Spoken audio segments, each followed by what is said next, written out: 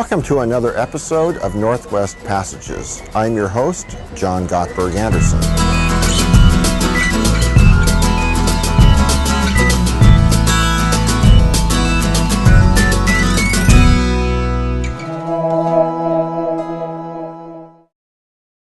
Today we're in Newport on the Central Oregon coast. We're at the historic Bayfront area of Newport. You see the fishing boats behind me. They've been plying their trade here for well over 100 years. In the background you may hear not only the seagulls but the California sea lions roaring out on the rocks at the mouth of the Yaquina Bay. Across the bay is the Oregon Coast Aquarium, one of the finest of its kind in the country. We'll be visiting there just a little while later. After that, we'll be heading up to Yaquina Head, famous for its lighthouse, perhaps less well known for the outstanding tide pools at its foot.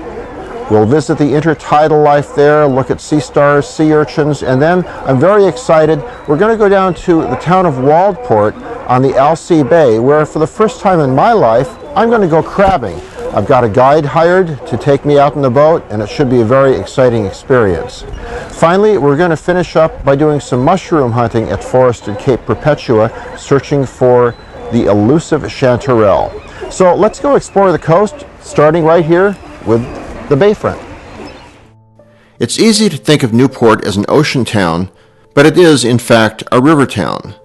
The city was founded in the 1880s on the north side of Yaquina Bay, about a half-mile upstream from the mouth of the Yaquina River. Named for the colonial seaport of Newport, Rhode Island, it was a working waterfront at the end of the 19th century, and it remained so at the start of the 21st. Many original buildings are still in use as seafood canneries and nautical suppliers, although others have been converted into galleries and gift shops, cafes and bars, catering to a steady tourist clientele.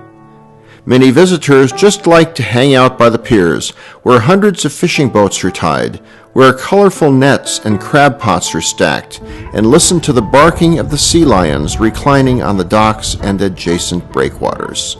If you enjoy fresh seafood, you have certainly come to the right place. There are many stores and restaurants along the bayfront where one can buy great chowder, fish and chips, sushi, and a wonderful array of smoked fish. As well, you can buy fresh seafood from several commercial boats that have just returned from the open seas.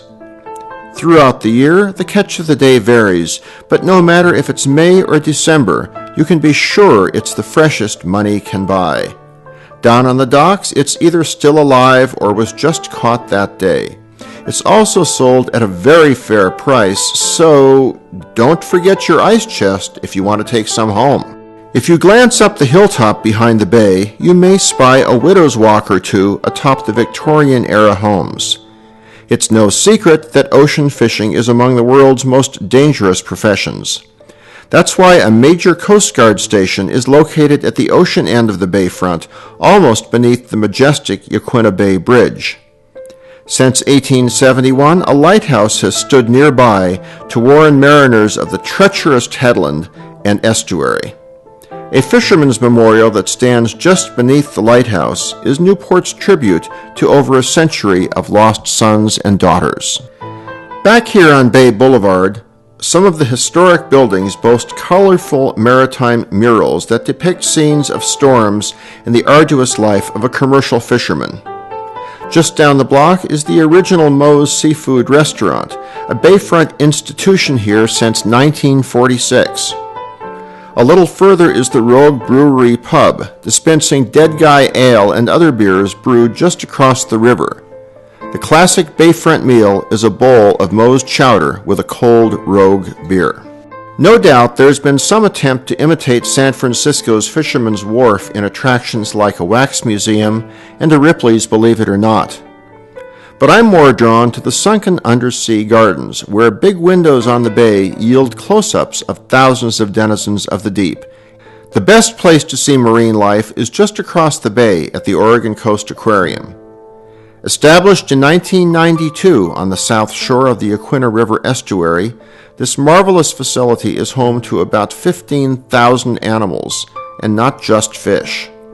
With the exception of the creatures that are there during special exhibits, everything is native to the Pacific Northwest.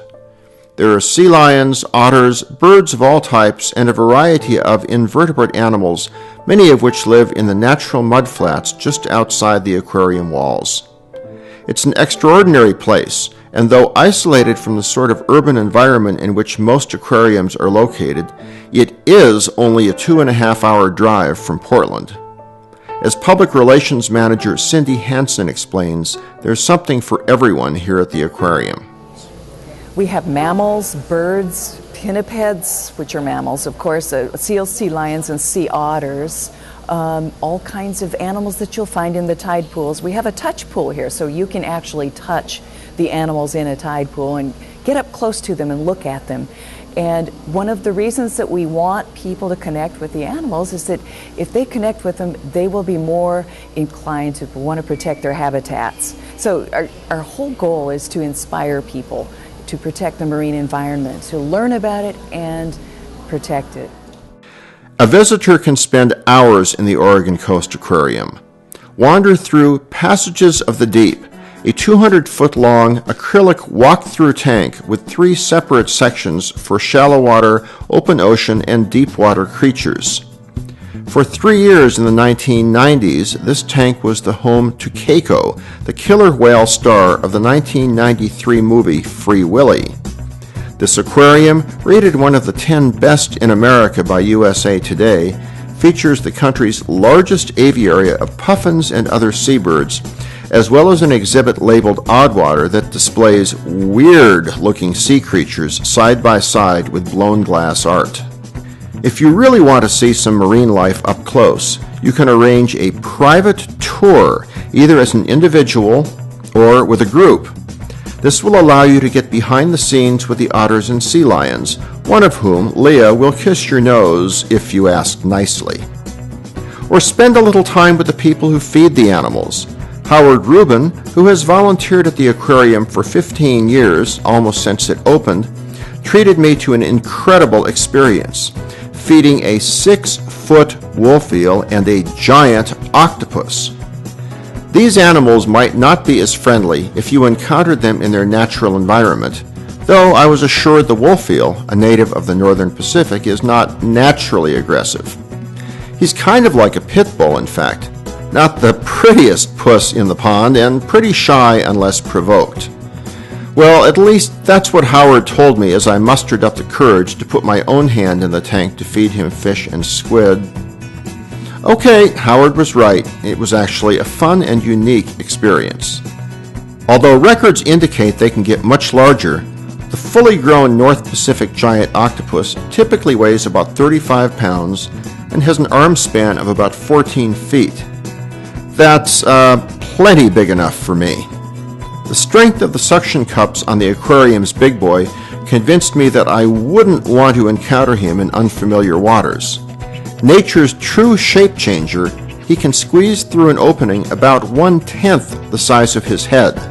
The only hard thing in an octopus's body is his beak, which is what he eats with. That's got to be a hard beak, because I watched as he took apart an entire clam, shell and all, and then came back for more. Out in the wild, again, there's a real difference between here and there. They are pretty much opportunistic feeders. There's probably very little they won't eat.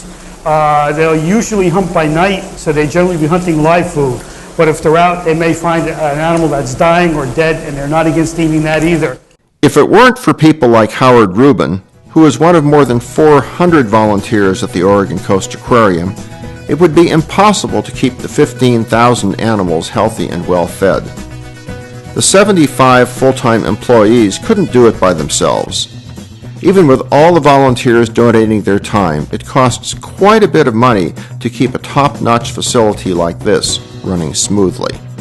We make the aquarium operate with revenues from admissions, with donations, and we have regular fundraisers. We are a non-profit, so everything that we make goes back into keeping the animals healthy and keeping the aquarium operating. While the aquarium is a treat for all ages to see marine life up close and personal, it's simply a joy for children. That's especially true during feeding time, when they get to watch fish of all sizes dart after morsels of food, to see otters nibbling shellfish while swimming on their backs, or to watch the wolf eel as he glides smoothly through the tank in search of a meal. It's usually standing room only at the aquarium during this time of day. Kids also enjoy the touch tanks, where they can pick up starfish, touch sea anemones, and visit with invertebrate marine life native to Pacific tide pools. For some, the chance to touch, feel, and see marine life like this is a once-in-a-lifetime experience and is what the Oregon Coast Aquarium is all about. It provides memories that many of all ages will never forget. But the real deal may be found a few short miles north at Yaquina Head. Here, at the foot of the tallest lighthouse on the Pacific Northwest coast, are some of the most spectacular and most accessible tide pools you're likely to find anywhere. The Yaquina Head Outstanding Natural Area, administered by the Bureau of Land Management under the jurisdiction of the Federal Department of the Interior, maintains about 100 acres, much of it in rocky offshore islands beneath the south-facing cliffs of a long promontory. At the seaward tip of the cape is the Yaquina Head Lighthouse. It was built in 1872, and today, 137 years later, it is still an active aid to navigation. Its huge lens sends a signal out to sea 24 hours a day. 2 seconds on, 2 seconds off, 2 seconds on, then 14 seconds off, repeating the same pattern 3 times every minute, 180 times every hour. You can visit the lighthouse and climb 114 spiraling steps to see the light up close. Even with the advent of GPS systems, the lighthouse offers sailors a beacon when they are at sea, and it is a comforting light to many of them as they are on deck working. As well, there is a strong following by tourists who seem to have a romantic relationship with the lighthouses and their history.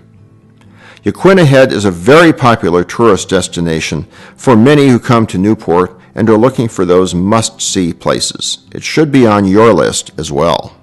You'll need 130 steps, even more than required to ascend the lighthouse, to make it from an observation area adjoining the parking lot to the tide pools at Cobble Beach. Before making the descent, I talked with Kathleen Fuller, Director of Volunteers for the natural area. She explained what I'd find at the foot of the cliff and why I might value my discoveries. Well, a tide pool is the area of the ocean floor that is exposed when the tide goes out. So typically 2 times a day here on the Oregon coast. One is often after dark, but during one of those times, we have the opportunity to go down and see things that are normally covered by water. So you can see life up close and personal. Cobble Beach is so named for its rocks. It's not a sandy beach. Rather, the shoreline is covered with gently rounded, finely polished black rocks, a marvelous example of nature's exquisite craftsmanship. And beyond the rocks are the tide pools. There is a remarkable variety of life in the tide pools, as I discovered while clambering across the sharp tidal rocks, trying to avoid stepping upon mussels and barnacles as I went. They and all marine life are protected at Cobble Beach. Stepping upon them could cause them harm. Looking down at the pools between the rocks, I could see all sorts of invertebrate life, including several species of spongy sea anemones, purple sea urchins, and sea stars of several different colors. I was admonished not to call them starfish. Here and there darted tiny fish, sculpins, I presume, as well as a couple of little crabs and one small octopus. An animal that I had not previously known was called a chiton. Chitin is a mollusk, kind of like a snail, but instead of having a solid shell, it has 8 plates that make up a shell. Sometimes you'll find the shells on the beach and people call them butterfly shells. Yaquina Head is a marvelous place to explore tide pools. New arrivals pay a small fee to enter the natural area, which limits the number of visitors. They are schooled at an interpretive center as to which they might see, and once they have taken the walk down to the beach, they'll usually find a ranger to answer questions such as, why should we care about tide pools? Well, you never know what you might find down there in the tide pools. It might be the next great secret to a long life. You just never know. There's a lot we don't know about intertidal life. If you're going to explore tide pools, you must plan on doing so at low tide, so an essential tool is a tide table pamphlet. Available at minimal cost from visitor centers, sporting goods shops, and even some restaurants up and down the coast. These booklets contain tables that list the exact times of high and low tides, day and night, at specific locations. You might want to visit at low tide in daylight hours, and the lower the tide, the better. But beware of getting caught far from the beach when the neap tide creeps back in. Also, be sure to wear proper shoes when exploring. The rocks can be very slippery and very sharp, so take it slow and make sure of your footing on the rocks. Our next venture also requires an awareness of tides. We're going crabbing. From Yaquina Head, we're driving 15 miles south along Highway 101 to Alsea Bay, to the sleepy little town of Waldport. On the south shore of the intertidal estuary, which widens to at least a mile beneath the Alsea Bay Bridge, a small public harbor is home to dozens of crabbing boats.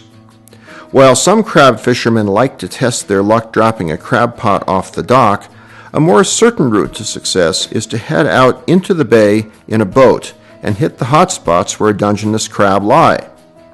If you've never been crabbing before, like me, it is well worthwhile to learn the ropes by hiring a veteran guide the first time around.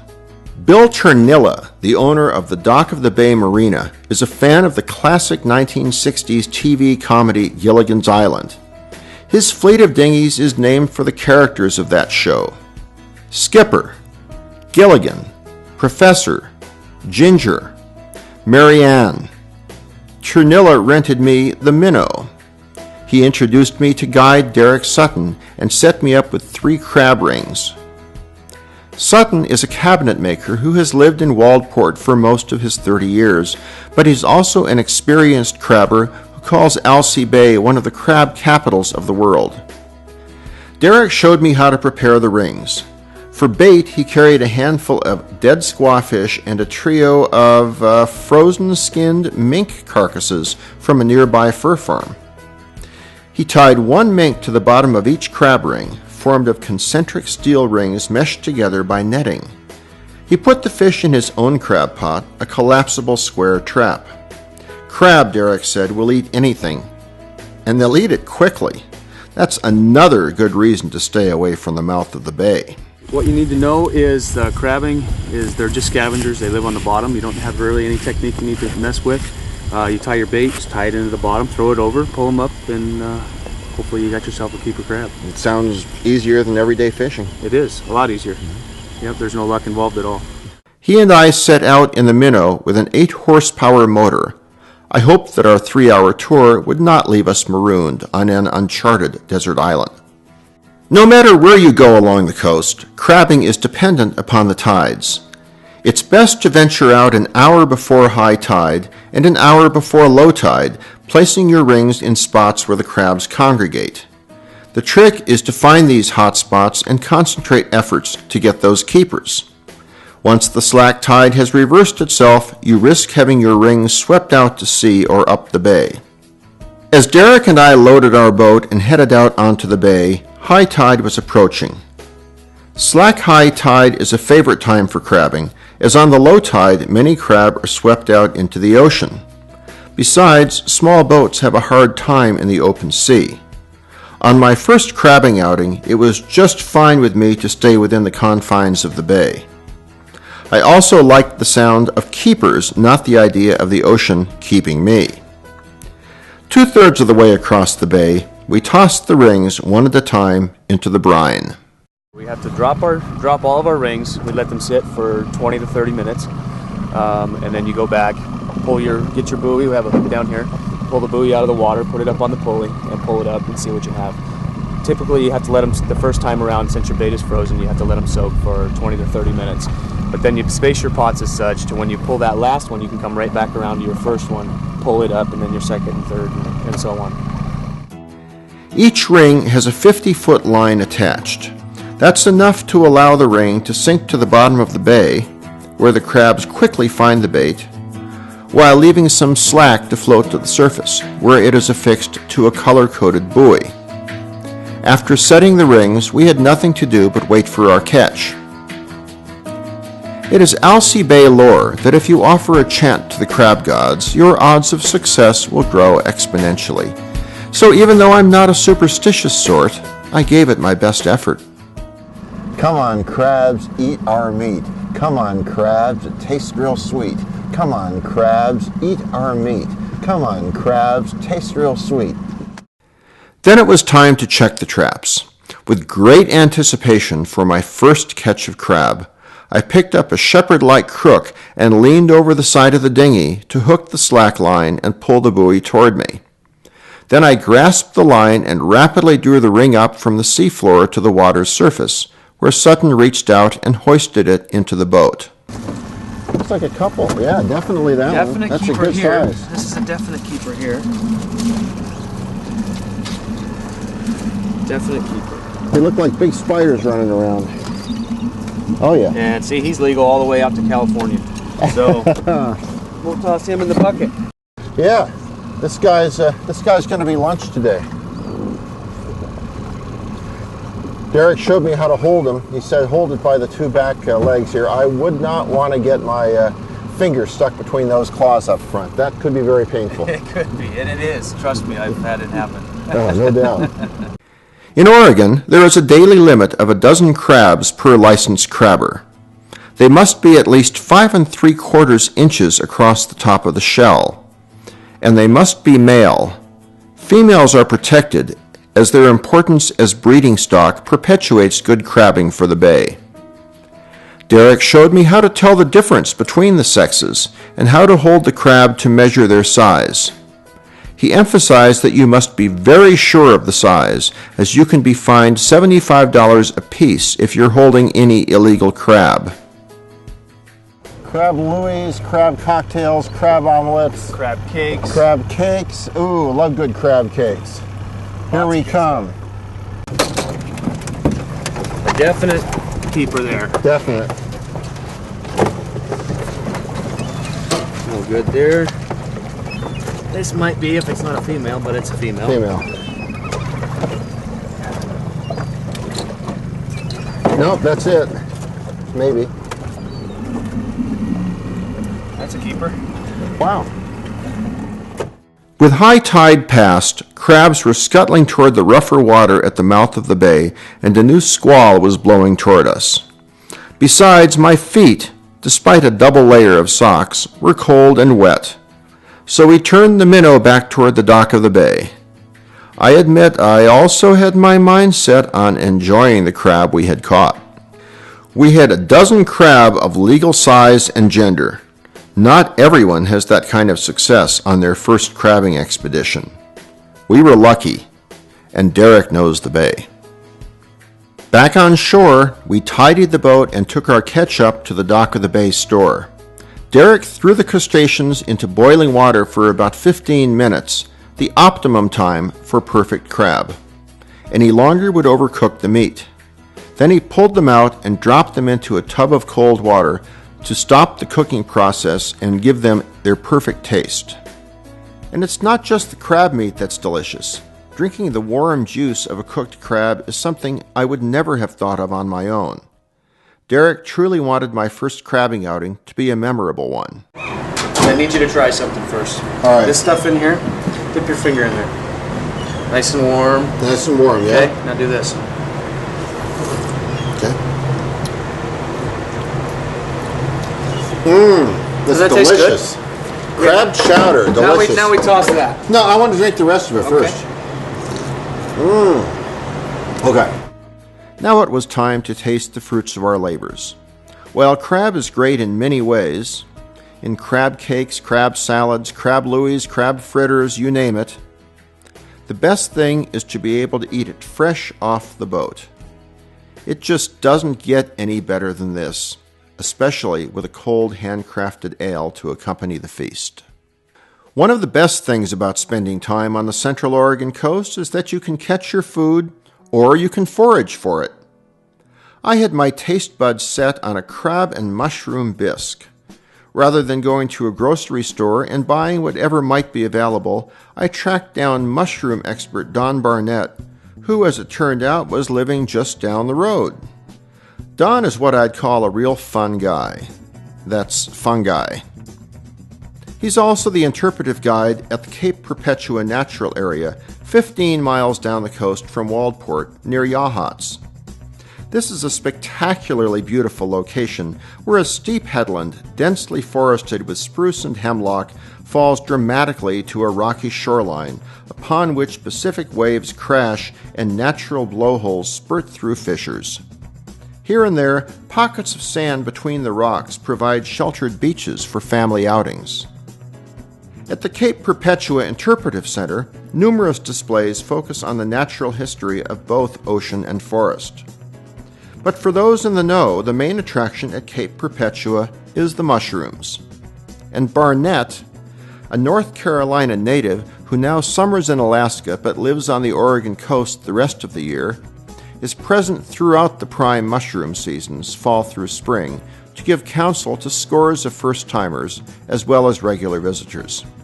The most widely sought of all the autumn mushrooms is the chanterelle. Its fruity aroma and mildly peppery taste make it a favorite of mycologists, as mushroom hunters are called. Private lands are often protected with passion by foragers who know where chanterelles sprout each season. But at Cape Perpetua, we're on public land and we won't be facing any competition, especially since Don knows exactly what he's doing here. Once in a while, you find a real surprise. Oh wow, look at this. Here's a king bolete. A king bolete. This is a choice mushroom. This is probably that's a huge mushroom. This is one that everybody looks for, and when you find one that size, you got a whole meal in the one mushroom. Oh my God! Look at that. The boletes are different. They don't have the veins are different. They have a sponge bottom. Okay. And what most people do, they'll take that sponge and save it for gravies and soups, and then they'll peel the mushroom and then saute it or cook it. And that mushroom probably weighs 1.5 pounds. The people who find boletes find themselves very fortunate. We did consider ourselves very fortunate, beyond a doubt. The discovery of a king bolete of meal size would have made the day of many a mushroom hunter. But I still had my internal vision channeled upon the chanterelle, and Don had a favorite place to look. Sure enough, here were the telltale yellow-orange spores just waiting to be plucked. I have never met anyone who could not eat a chanterelle. There might be somebody around, but I've never met them. You need not look far off the trails to find mushrooms, I learned from Don. Elk hooves spread the spores of mushrooms, and elk tend to stick to trails, so with Don's help, we found a lot of edible mushrooms. It's incredible to me that we got these right along the edge of a trail that people walk how many, dozens of times a day back and forth, and they're sitting here, and it's some of the greatest food we can find, right? Well, it's a strange thing. A lot of people look and they don't see. Mm-hmm. And so that's the secret of mushroom hunting is knowing where to look, knowing where they grow back under stuff, and they grow up under the banks, under duff, and you just have to look. So thank you, Don Burnett, for making our adventure on the Central Oregon coast complete. As we have seen in the past 30 minutes, this diverse coastline offers a very wide range of attractions and activities for visitors to enjoy. It's a wonderful place for a family vacation, for fishing, for beachcombing, for adventure or relaxation, or a bit of each. So with a full stomach and a satisfied smile, I will say thank you for spending a bit of your day with us. I hope you've enjoyed our visit to the Central Oregon coast. Please come back and see us again next week. This is John Gottberg Anderson with Northwest Passages.